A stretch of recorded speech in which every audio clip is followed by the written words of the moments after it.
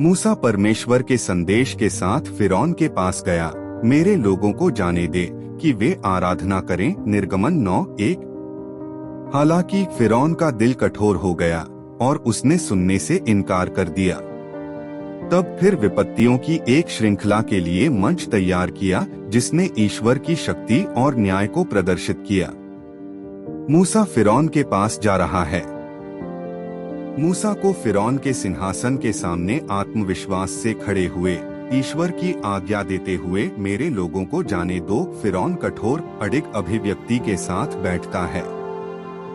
फिरौन का भव्य सिंहासन, मिस्र के रक्षक, एक छड़ी के साथ मूसा, शाही मिस्र की वास्तुकला, हवा में तनाव। विपत्तियों की शुरुआत, नील नदी रक्त में बदल गई। नील नदी को दिखाए जिसका पानी खून में बदल गया है। नदी के किनारे के मिस्रवासी पानी निकालने की कोशिश करते समय भयभीत और भ्रमित दिख रहे हैं। रक्तलाल नदी, भयभीत मिस्रवासी, मरी हुई तैरती मछलियां, फिरौन के जादूगर चमत्कार दोहराने का प्रयास कर रहे हैं। मेंढकों का झुंड, मिस्र के घरों और सड़कों पर मेंढकों के झुंड के आक्रमण के रूप में अराजकता। फिरौन का महल मेंढकों से भर गया, जिससे संकट उत्पन्न हो गया। हर जगह मेंढक, मेजों पर, बिस्तरों पर, पानी के जार में। फिरौन की व्यथित प्रतिक्रिया, मिस्रवासी मेंढकों को भगाने की कोशिश कर रहे हैं। फिरौन का कठोर हृदय, विपत्तियों के बावजूद मूसा और हारून की बात मानने से इनकार करते हुए दृढ़ कठोर अभिव्यक्ति के साथ फिरौन को पकड़े।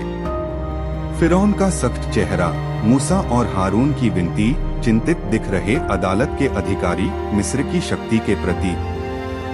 ओलावृष्टि का प्रकोप, मिस्र के खेतों और घरों पर भयंकर ओलावृष्टि दिखाए।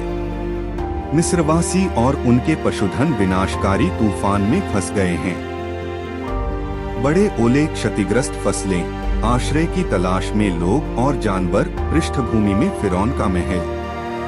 अंधेरे का प्रकोप, मिस्र की भूमि पर 3 दिनों तक छाए रहने वाले अंधकार के भयानक दृश्य। मिस्रवासियों को अंधेरे में टटोलते हुए, मोमबत्तियां जलाते हुए दिखाया गया है, जो रोशनी नहीं देती। गहरा अंधकार, भ्रमित मिस्रवासी। फिरौन अंधेरे शहर को देख रहा है, इस्राएलियों के आवासों के चारों ओर प्रकाश के विपरीत। फसह की रात, मृत्यु के दूत से सुरक्षा के लिए इस्राएलियों द्वारा अपने दरवाजों पर मेमने के खून से निशान लगाने का चित्रण करें।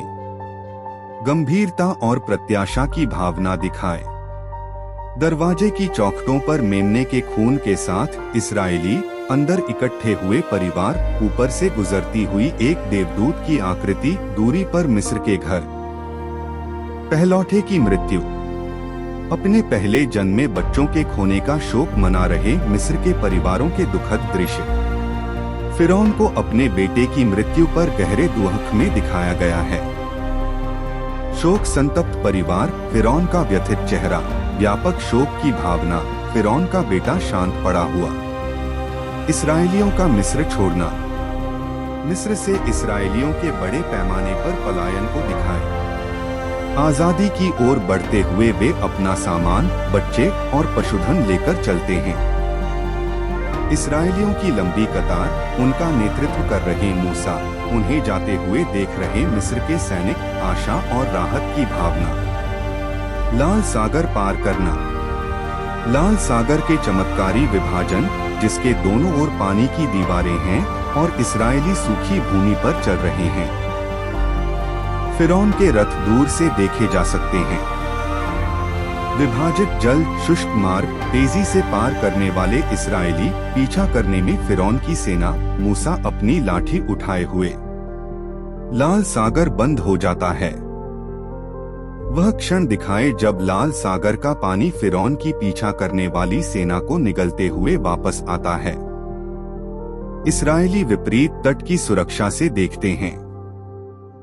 गरजता हुआ पानी, फिरौन के सैनिक संघर्ष करते हुए, रथों का बह जाना, इस्राएलियों का तट पर आनंद मनाना।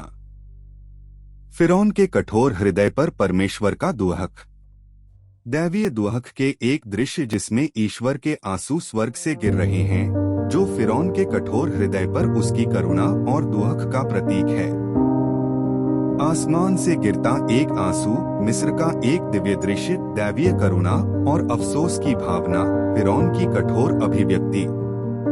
फिरौन के लिए परमेश्वर की पुकार की कहानी सर्वशक्तिमान की करुणा और न्याय में निहित है, क्योंकि उसने इस्राएलियों को गुलामी से मुक्त करने और फिरौन को पश्चाताप के लिए लाने की कोशिश की थी।